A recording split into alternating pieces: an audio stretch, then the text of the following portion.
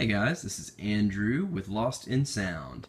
Wanted to give you kind of an overview of what this Behringer X-Touch control surface can do and kind of a workflow on it when connected to an X32 or M32 series console. Right now I've got it connected to an X32 Rack. So here's the 20,000 foot view.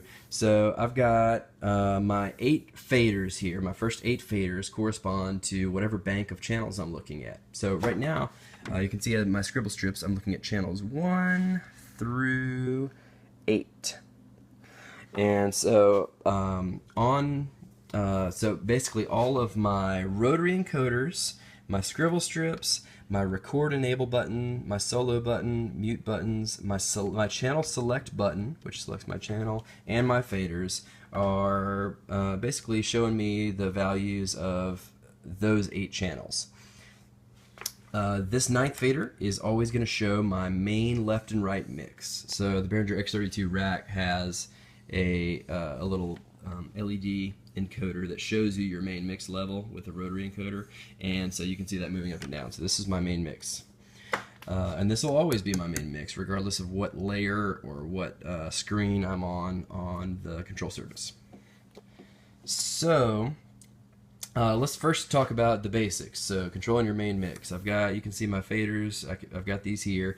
I've got a pair of fader bank buttons and a pair of channel bank buttons. So my fader banks will actually bank over to the next set of 8 channels. When I hit these, you can see my faders move, and now I'm looking at channel 9 through channel 16. And so I'm going to bank again just to show you all the layers. So I've also got channels 17 through 24, which I was not using on this particular scene. I've got channels 25 through 32, and then my next bank is showing my aux inputs. So I've got 6 aux inputs plus a USB playback return here on the 7th and 8th channels on this layer. I'm going to bank over again.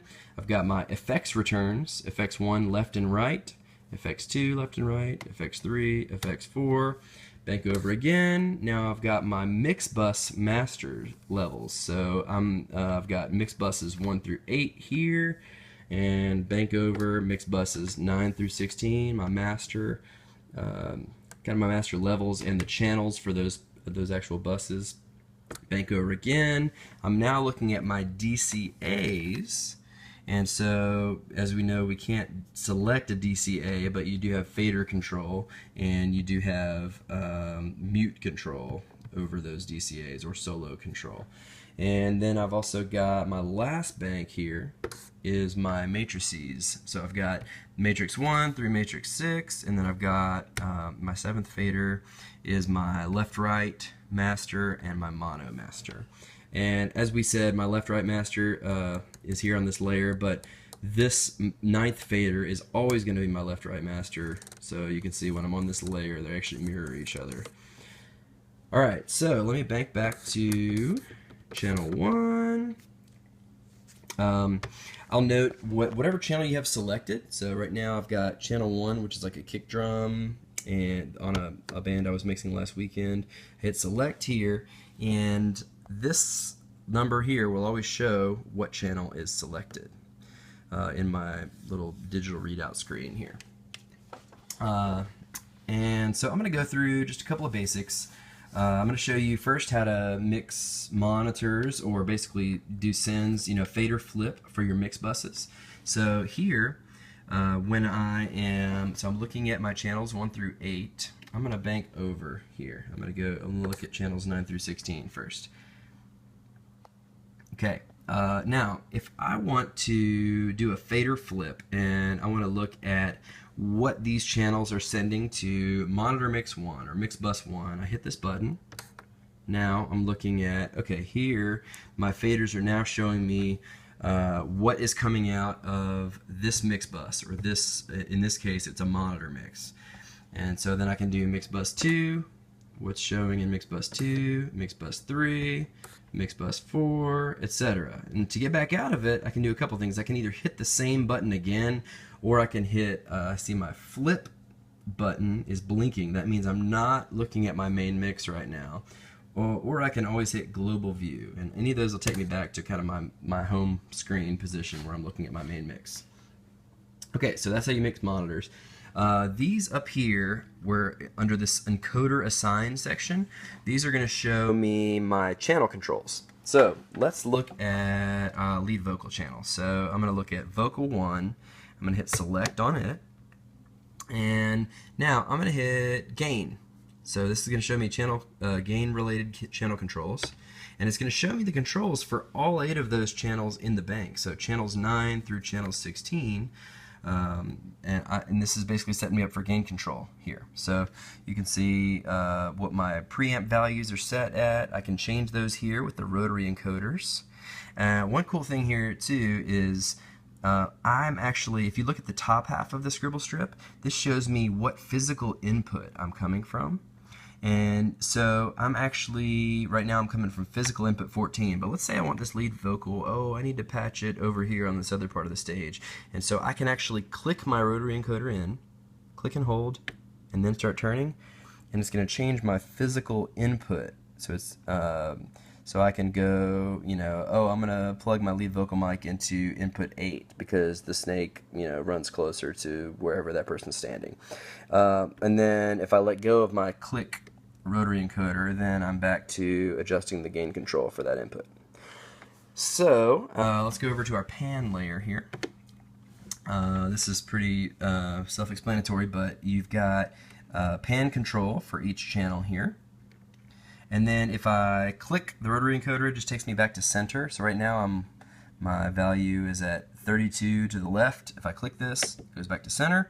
And then finally, my record enable button here actually, and let me mention something. So anytime I'm on one of these layers, my rotary encoders and my scribble strips and my record enable buttons are all now related to that layer that I'm on, okay? My solo, mute, select, and my faders are all still reflecting the main mix, or whatever I was looking at before I went into this layer. So, my pan layer, I can pan, I can click to return to center, and then finally, this record enable button actually sends that channel to the main mix, to the left-right mix. And these normally are all, you'll see these all on by default. I happen to have all my channels running through subgroups, which is why they weren't being sent to the main mix. Let's go to our EQ layer. So EQ, you'll see I'm looking at channel 14 here. So when I hit EQ, my first scribble strip and rotary encoder are showing me what channel I'm working on. Second one, show me what page I'm on in the settings for the EQ. So I'm on page 1 of 2. This, under the word EQ, I can actually enable or disable the EQ. The light on always means it's enabled. Whatever you're controlling, it's enabled. Over here, I've got my high pass filter. I'm adjusting the frequency with the knob, and then I can enable or disable the high pass filter.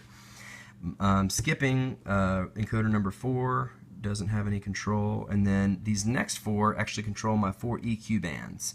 So I can, let's see, I can use the rotary encoder to control the boost or cut for that band. And then this is a cool workflow thing. If I press in my rotary encoder and turn it, now I'm adjusting my frequency. So I've got frequency and gain control for each band with this, using the same knob. Okay, if I go to page 2, so over here on my second rotary controller, I'm going to go to page 2, and I've still got my high pass filter here on the third knob. And then the main thing that's changing here is my last 4 knobs are now controlling the Q control, or bandwidth control for the EQ bands. So this is still low, low mid, and high, but now I'm controlling the Q, or the bandwidth control. So right now I'm set at about 2 octaves. And then if I want to change the EQ type, I click and hold and turn. So right now I'm on parametric EQ. Now I'm on vintage EQ, now it's a high shelf, now it's a high cut, etc. So I can change that all right here. Okay, I'm gonna jump over to dynamics because it's very similar to the EQ control. So my dynamics page. So I'm looking at my vocal layer still, and I'm on page 4. Let me go back to page 1. So I'm controlling this particular channel, and I'll mention at any point I can change if I'm controlling a gate setting on something and then I want to do the same setting on a different channel. I can turn this first knob here and basically change the channel that I'm working on, but it'll stay on whatever controls I'm looking at. I can do the same thing down here with the channel bank buttons here. So if I'm gonna click it's out of the frame, but I'm gonna click the channel bank buttons, and I can change the channel here as well. So anyway, I'm on page 1 of my dynamics and assignables layer, and so this is gonna have this record enable button here is gonna allow me to turn on or off the gate. Remember, light on means it's enabled. And then these knobs are going to allow me to control the different settings of the gate. If I go to page 2, now I'm looking at my compressor. Again, just below that, disable, enable, I've got my threshold, ratio, gain, and then these last 3 settings here. So I can control any of these with the rotary encoders. These last 3 settings, the attack, hold, and release, if I hit any of these 3 record enable buttons here, those are actually going to put those 3 settings on auto. So I'm going to hit this to show you. Hit that, you see all 3 lights come on, all 3 settings go to auto. So I'm going to turn that back off. They'll return to whatever values I had them at. Let's see, I'm going to move over to page 3. This is my assignables page. So a couple things to note here. You've got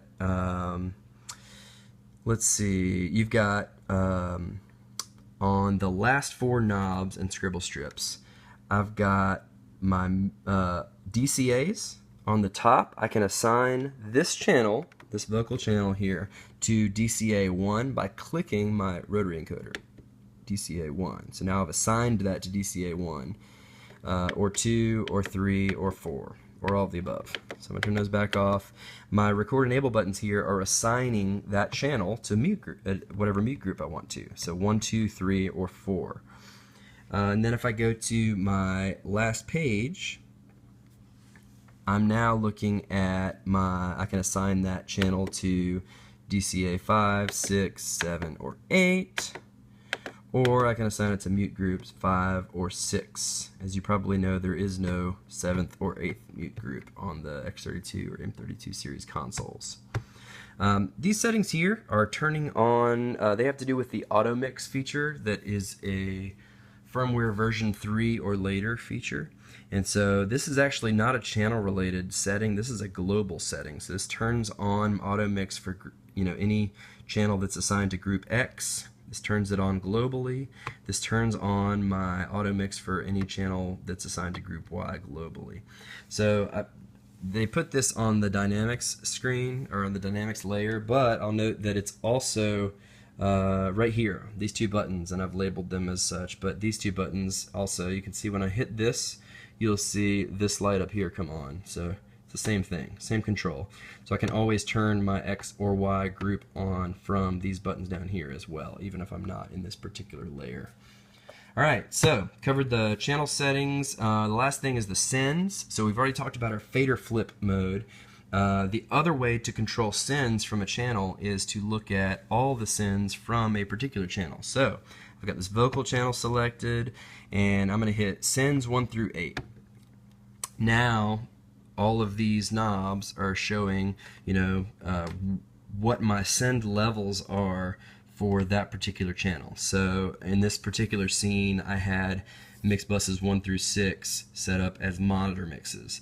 And so I can send my vocal channel to those monitors, monitor 2, monitor 3, etc., by using these. So I've got my sends 1 through 8 here. If I hit my sends button 9 through 16, that's now showing me same channel, but sending it to the next bank of mix buses. If you're in something close to a factory console state, your your mix buses 13, 14, 15, and 16 are probably set to control your effects sends for your first 4 effects engines. And so this is a quick way to jump in. Let's say I'm mixing a show and I've got my effects engine set up. I want to add more reverb to this vocal, right? So I've got the vocal selected. I hit send 9 through 16, and let's say my reverb is right here on effects engine number 2, which is mix bus 14. So I turn it up there, more reverb, boom, done. Okay, to get back out, I can either hit this again, or if I'm in that mode, I can hit global view. As far as I can tell, the global view and the flip buttons do the same thing. So if I'm in any layer, I can also hit flip, and that takes me back to the main view. The main thing I've noticed is this flip light works on your fader flip mode. If I'm looking at my fader sends to mix bus 1, this button will be blinking to show me that I'm not looking at my main mix until I hit it again. Alright, last couple things. We've got mute group buttons to enable or disable the mute groups right here. So mute groups 1, 2, 3, 4, 5, and 6, and you can see the mute groups will show on your digital display here when they're enabled. So if I have mute groups 1 and 3 on, you'll always see that display here, and of course you can look at your lights as well. And then finally we've got our effects engine settings. So I've got effects 1, 2, 3, and 4, effects 5, 6, 7, and 8. And so if I look at effects engine number 1, basically this is just settings for this effect engine. As far as I know, I can't change what effect I'm using in that slot, but effect engine number 1, now I am looking at page 1 of 3 for a vintage room reverb. And so I've got my settings here on page 1, reverb, delay, decay, size, density, etc. I turn this, I go to page 2, that's showing me my other settings, and then page 3, I've got this freeze button. And so depending on what effect you actually have inserted into that effect slot, your settings are going to be different here. So this basically just shows you when you click effects 1, 2, 3, 4, 5, 6, 7, or 8, this is just showing you whatever settings are available for that particular effect. Alright, that pretty much sums it up. I think I've covered everything, but at least everything that I know how to do. A couple things I'll note. I could not figure out a way, anything. I couldn't figure out a purpose for the jog wheel in X32 control mode, or for these up, down, left, right, or zoom buttons. There's also a few buttons in here that don't appear to do anything, and like this one here, or this one here. And then lastly, there's some things that you cannot do from the control surface. So this is an X32 rack, and so I'm able to do whatever I need to. This is basically the screen section of a console right here on the rack face. And so I'm able to do like my routing and things like that just by hitting this routing button, and now I can control my routing from here. But let's say I'm on an X32 core or an M32C. As far as I know, there's no way to control or change your routing just from the control surface, so you would definitely need a computer or tablet or something if you wanted to change those more in-depth settings. There's probably a few more settings like that. Your configuration settings on the console, like your let's see, yeah, all these settings here. I don't think there's any way to change these from the control surface itself, and so those need to be changed either from a computer or from, in this case, the face of the console itself. And so yeah, just keep that in mind. Anyway, hope this gives you an overview of what this guy can do, and hopefully it was a little more in-depth than the couple of videos that I found when I was looking for the same information. Let me know if you guys have any questions. Thanks so much.